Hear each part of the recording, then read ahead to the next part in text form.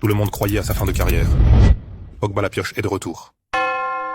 On connaît tous cette histoire, on croit la comprendre. Et pourtant, il y a ce moment où tout bascule. Paul Pogba, le gamin de l'année devenu star mondiale. On l'a vu danser, créer, renverser un match d'un seul geste. En 2018, il touche le sommet. Champion du monde, buteur, leader d'une génération entière. Puis les lumières s'éteignent, une à une, les blessures s'enchaînent, les saisons se brisent. Et un jour, la nouvelle tombe, contrôle positif, suspension lourde, carrière stoppée nette. Le monde du foot se détourne, on dit qu'il ne reviendra jamais. On parle plus du scandale que de l'homme. On oublie la fatigue, la pression, les doutes qui rongent. Autour de lui, d'autres tempêtes éclatent. Une affaire familiale, des tensions, des accusations. Et Pogba reste là, dans un silence épais. Il répète qu'il n'a jamais voulu tricher, qu'il s'est trompé, qu'un produit était contaminé. Mais qui écoute vraiment? On préfère les titres à la vérité. Pendant que tout le monde parle, lui s'entraîne. Pas de caméra, pas de club. Juste le bruit de ses pas dans un gymnase vide. On le croit fini, brisé, effacé du décor. Mais on ne voit pas ce qui se joue à l'intérieur. Cette obsession de revenir, ce refus d'accepter la fin écrite par les autres. Et puis arrive ce jour, ce moment qu'on pensait impossible. Pogba retrouve un club et signe à Monaco. Après plus de 2 ans loin du terrain, des mois, après le début de saison, il remet un pied dans l'arène. Pas pour prouver quelque chose, juste pour être là, encore. Et tout à coup,